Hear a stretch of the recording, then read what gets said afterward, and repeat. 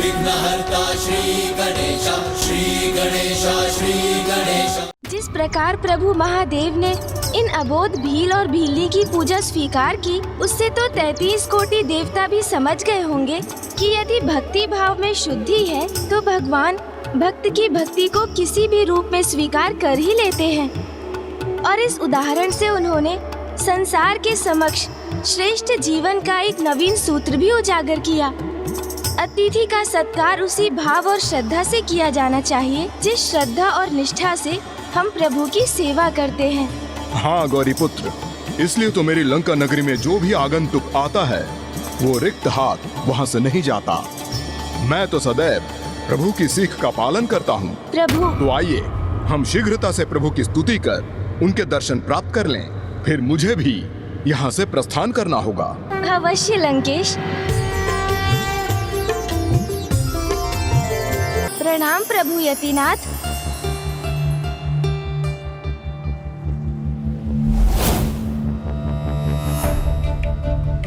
प्रभु, आपकी ही इच्छा और आपके ही उपकार से मैंने इन आत्मलिंग को प्राप्त किया है और आपके ही इच्छा अनुसार मैं आत्मलिंग को लेकर गोकर्ण पहुंच चुका हूं और अब मुझे आपके दर्शन भी प्राप्त हो गए।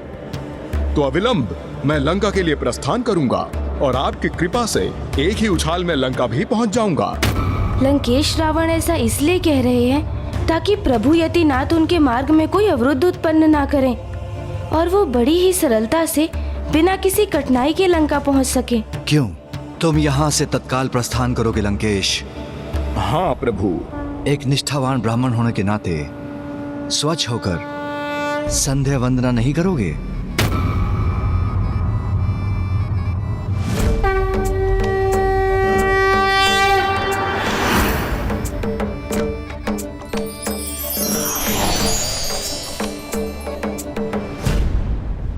मैं प्रभु यतिनाथ का संकेत समझ गया।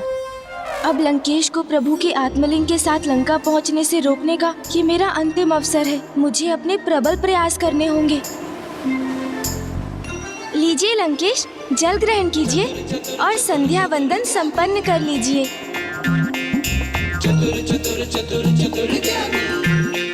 नहीं गौरी पुत्र, अब और जल नहीं। मेरा उदर अब जल से भर चुका है। अर्थात अब मेरी युक्ति सफल होने का समय आ गया है। प्रतीत होता है लंकेश को लघु शंका का आभास हो चुका है। मेरे विचार से तो मुझे क्षण भर का भी विलंब नहीं करना चाहिए। संध्या वंदन मैं लंका पहुंचकर ही कर लूंगा, प्रभु के आत्मलिंग को लंका स्थापित करने के उपरांत। किंतु मुझे तो प्रतीत हुआ था लंकेश को लघु शंका आ जाएगी।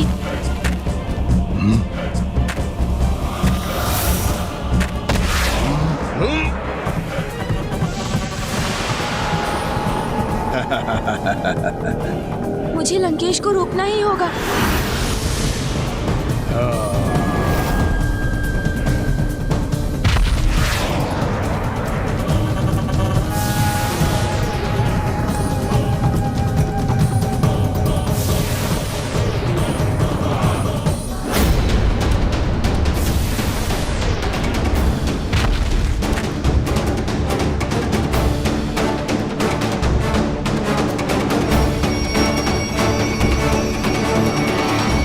महादेव के आत्मलिंग के साथ लंका लौटने पर मैं तुम्हारा स्वागत करती हूँ पुत्र लंकेश।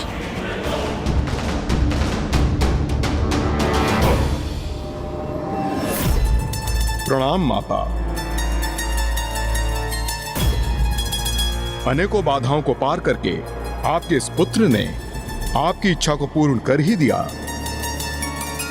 अब मैं अपने प्रभु शिव शंकर शंभु के आत्मलिंग को लंका में स्थापित करूंगा।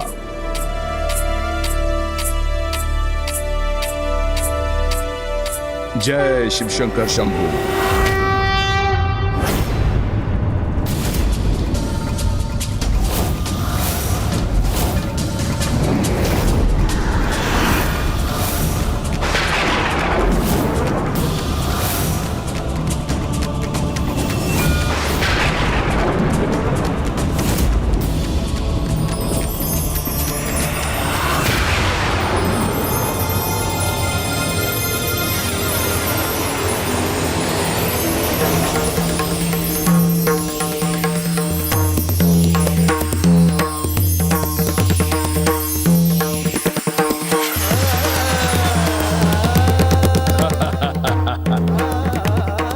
लंका पहुंचने में विलंब हो गया मुझे।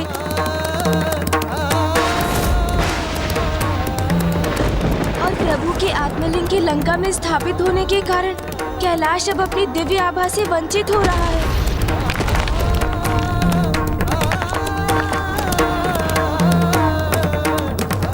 और पिताश्री के निवास स्थान के रूप में एक नवीन कैलाश अपनी संपूर्ण भव्यता के साथ यहाँ लंका में उत्पन्न हो रहा है। अर्थात जो हुआ वो सर्वथा अनर्थकारी है।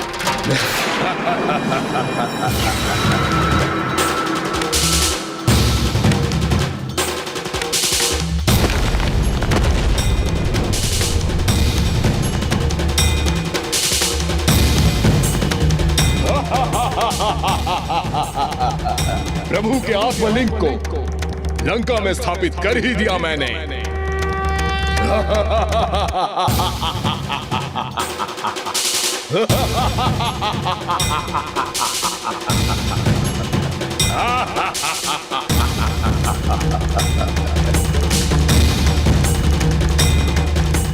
अब प्रभु शिव शंकर शंभु लंका के कैलाश में ही वास करेंगे।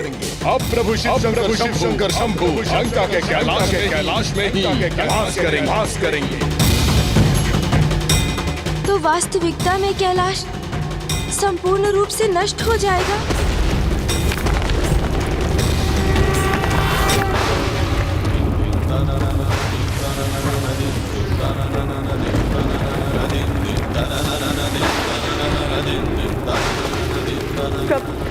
प्रभु कैलाश पर छाए संकट को दूर कीजिए प्रभु।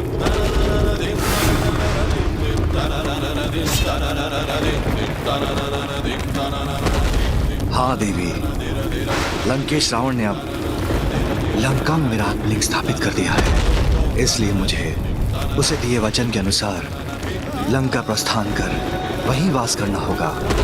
किंतु मेरे वहां जाने से लंकेश भविष्य में श्री हरि नारायण के राम अवतार से भी सुरक्षित हो जाएगा। और यदि ऐसा हुआ तो संसार में जो अच्छा है, जो श्रेष्ठ है, वो सभी धीरे धीरे त्रास हो जाएगा। अधर्म, अनाचार बढ़ जाएगा।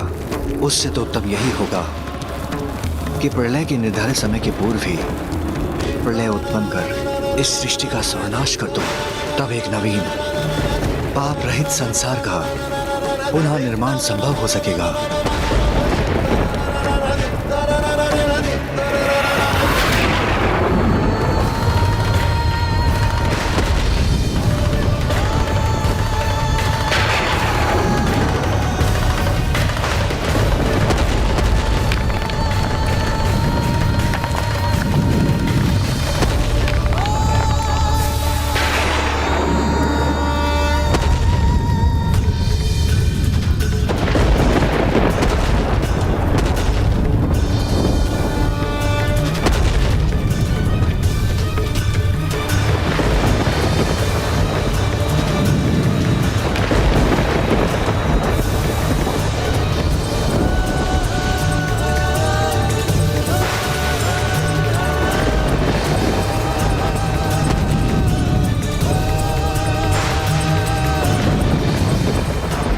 प्रलय के आरंभ के संकेत है।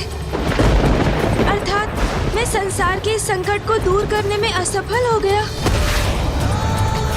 लंकेश रावण को प्रभु के आत्मलिंग के साथ लंका पहुंचने से रोक नहीं सका मैं।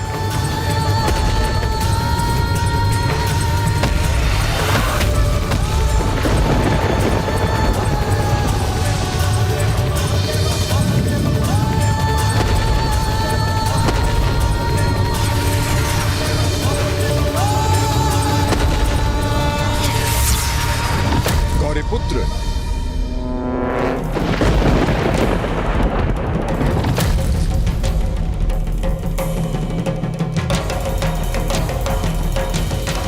ओह, ये तो मेरी भविष्य की कल्पना मात्र थी।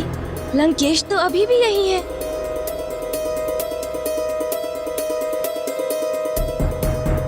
अब मुझे एक क्षण कभी विलंब नहीं करना चाहिए गौरी पुत्र। संध्या वंदन तो मैं लंका पहुंचकर ही करूंगा, आत्मलिंग को वहां स्थापित करने के उपरांत।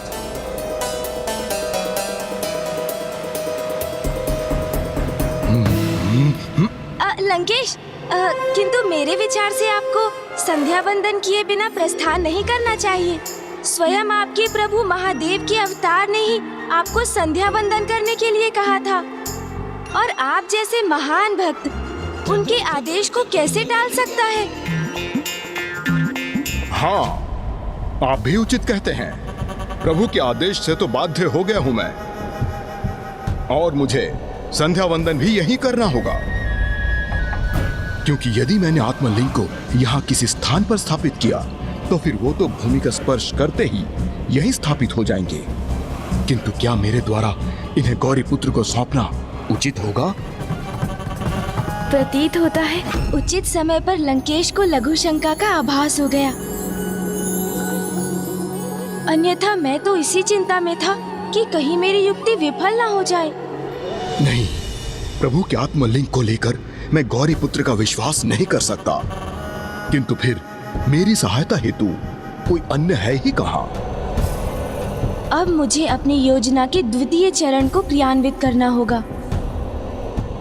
लंकेश, आपके साथ यहाँ तक की यात्रा तो अति आनंददायक रही।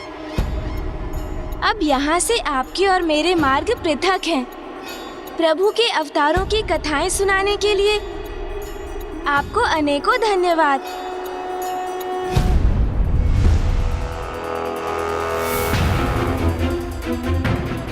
क्या मैं इन पर विश्वास कर इन्हें कुछ समय के लिए रोक लूं? अन्यथा जाने दूं गौरी पुत्र को? प्रणाम लंकेश, अब मुझे जाना होगा। आगे वही होगा जो प्रभु महादेव की इच्छा होगी। आज्ञा दीजिए। लंकेश, क्या मैं अपना कलश ले सकता हूँ? हाँ गौरी पुत्र। चतुर चतुर चतुर चतुर ज्ञानी, चतुर गणेशा।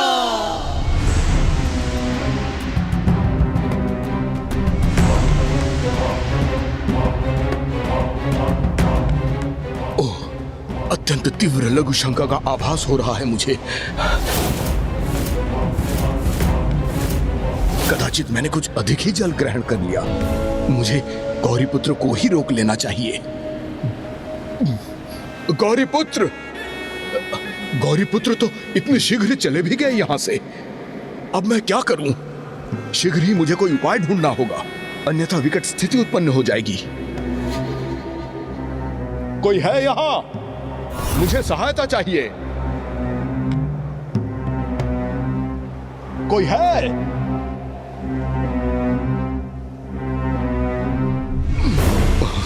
ओह, हाँ, हाँ,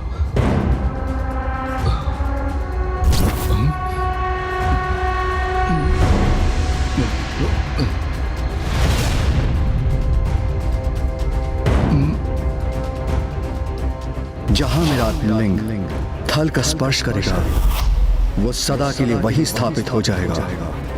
नहीं नहीं, भले ही कुछ भी हो जाए, मैं बिना संध्या वंदन किए इस लघु शंका को सहते हुए ही लंका पहुंचने पर विवश क्यों ना हो जाऊं, किंतु मैं प्रभु के आत्मलिंग को यहाँ भूमि पर स्थित कर गोकर्ण की भूमि पर तो कदापि स्थापित नहीं होने दूंगा।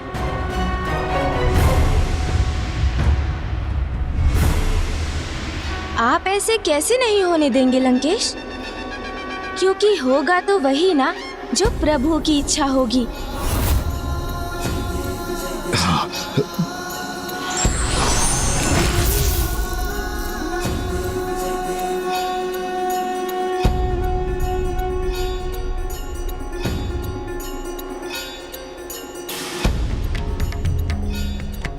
हे प्रभु महादेव, अब आप ही मेरी सहायता कर सकते हैं। ओम नमः शिवाय, ओम नमः शिवाय, ओम नमः शिवाय, ओम नमः शिवाय, ओम नमः शिवाय,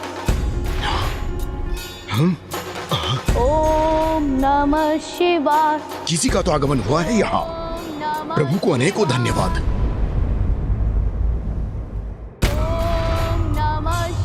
ये तो कोई भोला भाला धार्मिक बालक है जिस पे मैं विश्वास कर सकता हूँ। नमः शिवाय। अवश्य प्रभु शिव शंकर शंभु मेरे साथ हैं, जो इसको मेरे लिए भेजा।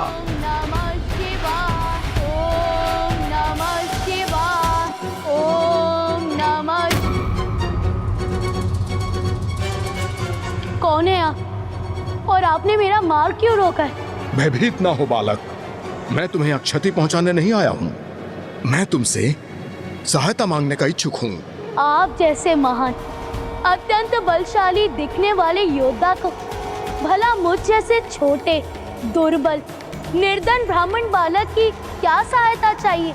मात्र इतना ही करना है तुम्हें कि शिवलिंग को कुछ समय तक अपने हाथों में थाम कर रखना है, जिससे मैं स्वच्छ होकर अपना संध्या वंदन पूर्ण कर सकूं। किंतु संध्या वंदन तो मुझे भी पूर्ण करना है। मेरी तो प्रभु के नाम की जाप की 5 माला ही शेष है। नहीं बालक, अब तो तुम ये मेरे संध्या वंदन के बाद ही कर सकोगे, क्योंकि मुझे शीघ्र संध्या वंदन कर सूर्यास्त के पूर्व यहाँ से बहुत दूर पहुँचना है। अच्छा, तो यदि मैं आपकी सहायता करूं, तो पुरस्कार स्वरूप क्या प्रदान करेंगे आप मुझे? हाँ, निर्धन ब्राह्मण बालक हो ना तुम, तो मैं तुम्हें धनवान बना दूंगा। जितने भी आभूषण मैंने अपने तन पर धारण कर रखे हैं, वो मैं तुम्हें दान कर दूंगा।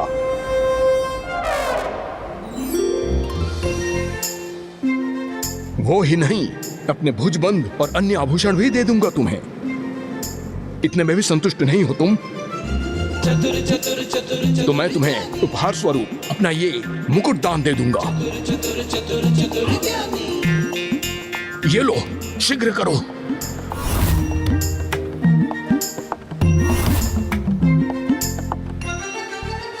उचित है, उचित है। किंतु मैं इन आत्मलिंग को अपने एक हाथ से थाम तो सकूंगा ना, क्योंकि मुझे अपने दूसरे हाथ से प्रभु नाम की जाप की शेष 5 मालाओं को भी तो पूर्ण करना है। और आप मुझे ये भी बता दीजिए कि इन आत्मलिंग में अत्यधिक भार तो नहीं है ना? भार तो नहीं है ना? हाँ, ये बालक आत्मलिंग के बारे में कैसे जानता है? बालक, तुम्हें कैसे पता कि ये प्रभु के आत्मलिंग है? ये मैं क्या कह गया? अब तो लंकेश को मुझ पर संदेह हो गया।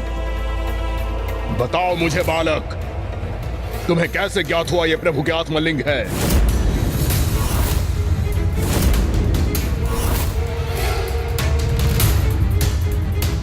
योद्धा जी, मैं भोला हूँ, बालक हूँ, किंतु ना समझने। ऐसी अनुपम दिव्यता संपन्न शिवलिंग कोई साधारण शिवलिंग तो नहीं हो सकती। वो अवश्य प्रभु की आत्मलिंग ही होंगे ना? किंतु यदि आपको मुझसे सहायता नहीं चाहिए, तो मैं प्रस्थान करता हूँ। चतुर गणेशा। ओम नमः शिवाय। रुको,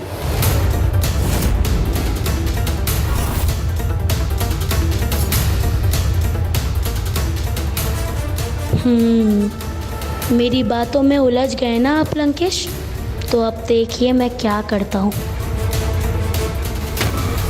किसी भी कार्य को पूर्ण करने के लिए व्यक्ति को हर संभव प्रयास करते रहना चाहिए, क्योंकि ना जाने किस अंतिम प्रयास से कोई कार्य सिद्ध हो जाए। For more updates, subscribe to our channel, click the show links and enjoy watching the videos.